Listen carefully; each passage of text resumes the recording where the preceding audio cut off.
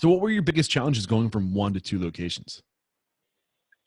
So I think, one initial challenge was that I wasn't going to be at our original location anymore. So I had to, during one of our meetings, I sat down and told everybody, like, listen, we're growing the company, but you're not going to see me here anymore. Like, you can't rely on me to be doing shifts. If someone calls off, like, you can't, I can't only be in one place at a time. So I think I was working a lot of shifts, managing shifts, even cashier shifts, dishwashing shifts, somebody called in. So I think that was a transition, is not relying on me as a person to work in the restaurant. So that was our first challenge. And I was filling in shifts and whatnot. And I still do. It's just the more so, I had to transition from working in the restaurant to working on the restaurant. Yeah. So that was kind of what that second location forced me to do. What was the most difficult aspect of that transition for you? I think kind of just prioritizing my tasks. Like one day I was sitting there and I filled in for a shift and I was filling up sauces, right? We had 2-ounce sauce containers. I'm filling up ranch and honey mustard and barbecue. And I'm just sitting there doing it. And it took me about an hour. And the whole time I was just thinking in my head, like, this is a waste of my time. Not that it didn't need to get done, but like anyone could be filling up sauces. The knowledge that I had and the work that I was doing, like, was more important than me sitting there filling up sauces. So I had to push myself to like not do that, and then, it's hard when you're sitting in the office, knocking out paperwork and doing bills and stuff, and the phone's ringing in the office. I would pick up every time, hey, Father Coop, how can I help you? What can I get you? And then I'd have to write down their order, run to the cashier. Hey, here's an order that just came in, a phone order. Here you go. Go sit back down.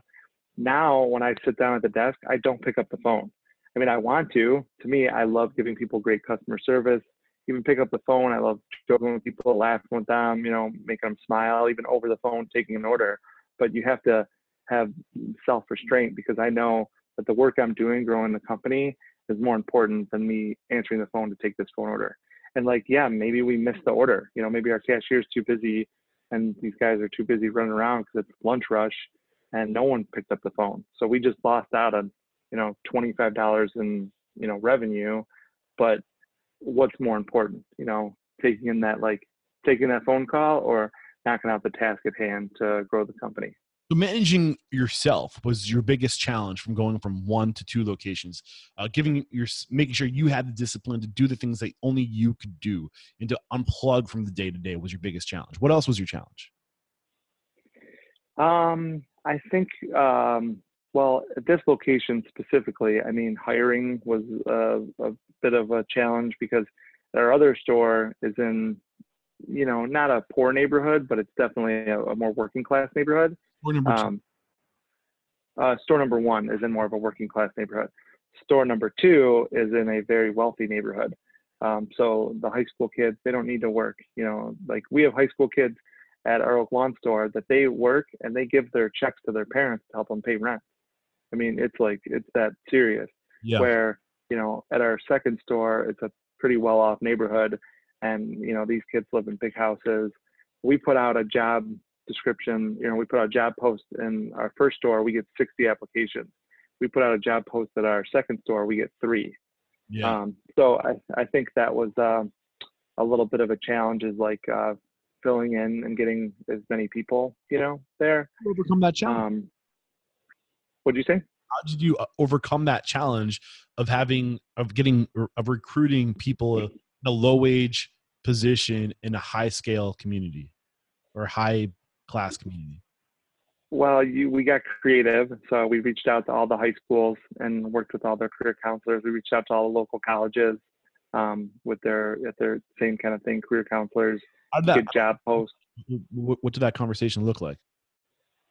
No, they're actually really into helping. So you call the local high school, wherever you're at, and just say, hey, I want to talk to somebody in career counseling, and they'll connect you.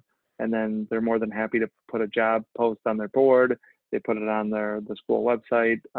They have students, we started reaching out to actually teachers themselves. So I would reach out to a teacher and say, hey, you got any students that you just love that, are hardworking and you could see really kicking butt? And they were like, yeah, absolutely. I'm like, hey, could you mention we're hiring, And they would actually kind of recruit for us. I get calls from these teachers like, hey, I got 3 awesome students I'm sending your way, and that really helps. And I think I cut you short. So you reached out to the college, you reached out to the high school, and you were going to continue to go on who you reached out to. Who else did you reach out to? We started originally, we were just using Craigslist. So we started paying a little more money for Indeed, and kind of really like targeting our posts and stuff. I was also going around, like I would go get lunch at other places and I would just hand my card. Like if I got good customer service, I would literally hand over my card, be like, hey, if you're unhappy here, we're hiring down the street, So I would literally try to recruit people like personally, just I remember I chased a girl down, Chipotle. I saw her did an interview in Chipotle, and it was weird. She's running out, she's walking to her car, and I happen to be leaving at the same time. And I just said, hey, excuse me. And she looked at me really weird, like, what? Like, were you just interviewing in there? She's like, yeah. I'm like, well, hey, we're also hiring, right down the street over here. Here's my card, if you're interested. So I think just getting creative. Yeah. And after it, yeah.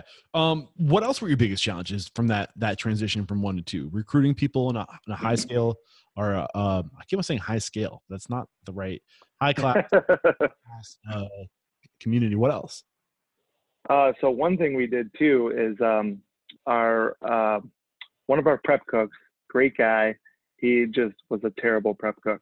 I mean, he was a little slow, bigger guy. His back started hurting him a lot, and great attitude, but just not good at prep. So we decided that we're going to let him go.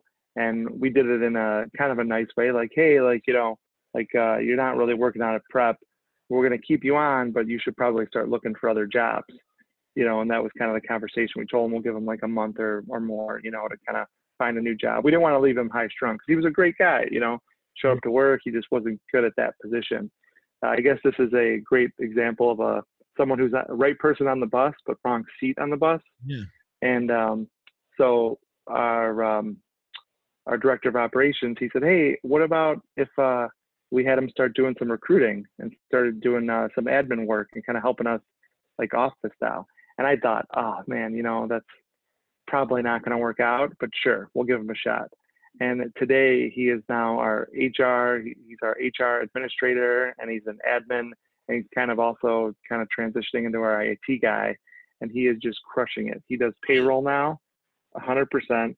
He recruits, so he's on the phone, he's pounding the phone, calling people. We're always hiring. I mean, we're always interviewing, and if there's a great person, we'll bring him on. So he is every day he's making recruiting calls. He does employee reviews. I mean, he is just crushing it, literally crushing it. So I think that was a huge thing too, because I realized after we had 2 locations up and running, like, hey, I don't have time to be recruiting anymore. I don't have time to sit down and do interviews. And, even though I love that part of it and I'm good at it, I didn't have the time to be so focused on it, because it takes following up. You get a candidate, you call them, say they're in school or something, they don't pick up the phone. Then you have to follow up, you have to call them again. Then you have to have a phone interview. Then a phone interview, you have to schedule a face-to-face interview. They come in, someone's got to do a face-to-face. Maybe they have a second face-to-face interview.